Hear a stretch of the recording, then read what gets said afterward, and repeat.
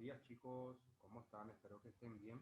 Hoy vamos a hablar sobre la marcha normal y sobre la marcha patológica. La marcha es un proceso de locomoción en el que el cuerpo humano en posición erguida se mueve hacia adelante, siendo su paso siendo su peso soportado alternativamente por ambas piernas, mientras el cuerpo se desplaza sobre la pierna de soporte. La otra pierna se balancea hacia adelante como preparación para el siguiente apoyo o la siguiente fase de la marcha, ¿sí? La marcha o los componentes de la marcha son las siguientes. En primer lugar tenemos la longitud del paso completo, que es la distancia lineal entre los sucesivos puntos de contacto del talón del mismo pie. Aproximadamente 150 centímetros por paso completo. La longitud del paso es este pie. Este con el siguiente pie es la longitud del paso completo.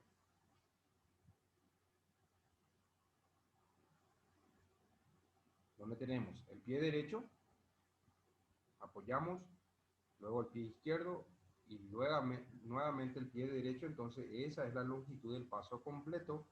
La longitud del paso es la distancia lineal en el plano de progresión entre los puntos de contacto de un pie y otro pie. La mitad en centímetros de longitud del paso completo. O sea, esto es la longitud del paso, que es la mitad de la longitud del paso completo. La cadencia, el número de pasos por unidad de tiempo, pasos por minuto, aproximadamente 117 o no menor de 60 por minuto. A eso nosotros le llamamos cadencia. La anchura del paso es la distancia entre la línea media de un pie y la línea media de otro pie. Normalmente es de 5 a 10 centímetros. Esto es la anchura del paso. Es entre el pie derecho y el pie izquierdo. O sea, es la distancia entre los dos miembros inferiores, tanto el derecho como el izquierdo. El ángulo del pie, normalmente se desvía la punta del pie hacia afuera de la línea de progresión de 6,7 a 6,8 grados. ¿Sí? Ese grado o ese ángulo del pie durante la marcha puede aumentar si es que el paciente tiene un acortamiento de los músculos rotadores externos de la cadera. Entonces, el paciente puede dirigir o puede llevar la punta del pie más allá de este ángulo normal. La distancia promedio de un paso es de 38 centímetros. Entonces, el ángulo del pie es el ángulo, ¿sí?, de la punta o de la parte media del pie en dirección a un plano lineal. Normalmente es de 6,7 a 6,8 grados, pero si el paciente presenta un acortamiento de los músculos rotadores externos de cadera, este ángulo puede aumentar. Las fases de la marcha. La primera fase de la marcha es el contacto del talón. Es cuando el talón dirigimos hacia adelante y contacta, o es el primer apoyo que nosotros realizamos en la marcha. Se refiere al instante en que el talón de la pierna de referencia toca el suelo. O sea, si nosotros adelantamos el pie derecho hacia adelante, entonces el talón es el que contacta contra el suelo. Entonces, ¿qué músculo actúa a este nivel? Actúa el músculo, un músculo que se llama, o sea, actúan los flexores de cadera, porque nosotros tenemos que flexionar la cadera para realizar ese movimiento. Los extensores de rodilla, porque la rodilla generalmente se extiende para aumentar la fase de apoyo o la distancia de apoyo. Y también actúa un músculo muy importante en el tobillo, que es el músculo tibial anterior. El tibial anterior hace que la punta del pie se dirija hacia arriba, entonces el talón se dirige más hacia abajo. La segunda fase de la marcha es el apoyo plantar, es el apoyo de la planta del pie. Se refiere al contacto de la parte anterior del pie con el suelo. Entonces, ¿qué actúa aquí? Acá generalmente ya empiezan a actuar, ¿sí?, los músculos extensores de cadera, los músculos flexores de rodilla, porque los flexores de rodilla ya empiezan a actuar, la rodilla se empieza a semiflexionar, y también actúa un músculo muy importante que es el músculo tibial posterior, y el músculo tríceps-sural en el apoyo plantar. En el apoyo medio, que es cuando nosotros ya apoyamos completamente sobre el miembro, ¿sí? Para realizar la siguiente fase de la marcha con la pierna izquierda. En el apoyo medio sí ya actúan completamente los músculos extensores de cadera, la rodilla ya semiflexiona, y actúan los flexores de rodilla, los extensores de cadera, ya actúa el músculo tibial posterior y el músculo tríceps-sural. En la elevación del talón, o sea, cuando nosotros hacemos realizamos la punta del pie para realizar el siguiente movimiento, ahí actúa el músculo, los flexores de cadera nuevamente, los extensores de rodilla, y actúa el músculo flexor largo y el flexor corto del dedo gordo para realizar ese movimiento. Y en el despegue del pie es cuando nosotros la punta del dedo gordo es como si fuera que arrastramos hacia el suelo. Allí actúa completamente el músculo flexor corto y el flexor largo del dedo gordo del pie. Entonces, la primera fase de la marcha es el contacto de talón, luego tenemos el apoyo plantar, luego tenemos el apoyo medio, la elevación del talón y el despegue del pie. Luego tenemos la fase de oscilación, ¿sí? Que es la fase de oscilación, es cuando nosotros oscilamos el miembro para realizar el siguiente movimiento hacia adelante. Entonces el miembro inferior oscila de atrás hacia adelante. Primero tenemos la aceleración, se caracteriza por la rápida aceleración del extremo de la pierna inmediatamente después de que los dedos dejan el suelo. O sea, nosotros cuando realizamos el despegue del pie, ya comienza la fase de aceleración para llevar el miembro hacia adelante. Luego tenemos el balanceo medio, la pierna balanceada pasa a la otra pierna moviéndose hacia adelante de la misma, ya que esta fase está en fase de apoyo, el balanceo medio. Y la desaceleración está caracterizado por la desaceleración de la pierna que se mueve rápidamente cuando se acerca al final del intervalo, o sea, al final del intervalo, que es la fase de apoyo o el contacto de talón. Acá tenemos nosotros las fases. La fase de apoyo. Esto que vemos aquí es el choque de talón, lo que vemos aquí. Este es el apoyo medio, el apoyo plantar. Esto ya empieza la fase de despegue. Y acá encontramos la fase de despegue o el despegue del pie, que es lo que vemos aquí. Esto ya es el despegue del pie, donde actúa ya el músculo flexor corto y el flexor largo del dedo gordo. Acá tenemos la aceleración cuando termina la fase de despegue, el balanceo medio, y la desaceleración cuando contactamos nuevamente el talón para realizar la siguiente fase de la marcha. La fase de la marcha, que fue lo que vimos el contacto, ¿sí? Contacto medio, la propulsión, el contacto, fase de contacto comienza con apoyar el talón con el borde lateral del calcáneo, la tibia internamente rota, el quinto metatarsiano hace contacto con el suelo y el pie continúa rotando medialmente hasta que los metatarsianos soportan completamente el peso. El contacto medio, la fase de contacto medio convierte el pie de un adaptador móvil a un nivel rígido. Es cuando nosotros contactamos completamente el miembro después de la fase de contacto. Durante esta fase la tibia rota, preparando el pie para la fase de propulsión. Y luego tenemos la fase de propulsión o aceleración, donde comienza con el ascenso del talón, gracias al despegue del pie, gracias al músculo flexor corto y flexor largo del dedo gordo.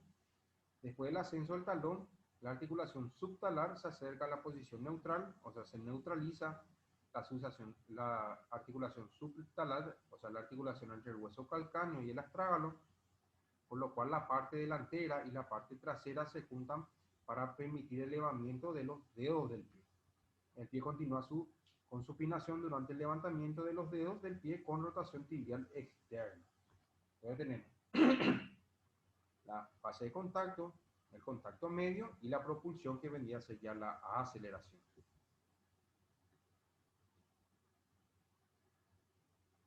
La fase 1, la fase 1 comienza con la punta del dedo levantada. Este punto, ambos pies están en contacto con el suelo al mismo tiempo. Esto es también conocido como una doble fase de soporte o una doble fase de apoyo. La fase 1 es el contacto de talón. La punta del dedo evidentemente va a estar elevada gracias al músculo tibial anterior para que el talón contacte con el suelo. La fase número 2, como el pie continúa recobrando su posición, la tibia rota externamente, la parte delantera y trasera otra vez se juntan para girar el pie dentro de un nivel rígido y prepararlo para la fase de contacto de la fase de postura. O sea, la fase de contacto de la fase de postura ya es el apoyo medio del pie. Acá vemos las siguientes fases nosotros de la marcha, ¿sí? Donde acá encontramos nosotros el choque o el contacto del talón, el apoyo medio, ¿sí? Continúa el apoyo plantar, luego tenemos la fase de despegue, acá tenemos la fase de aceleración, la fase de desaceleración, de balanceo medio, y acá tenemos la fase de desaceleración.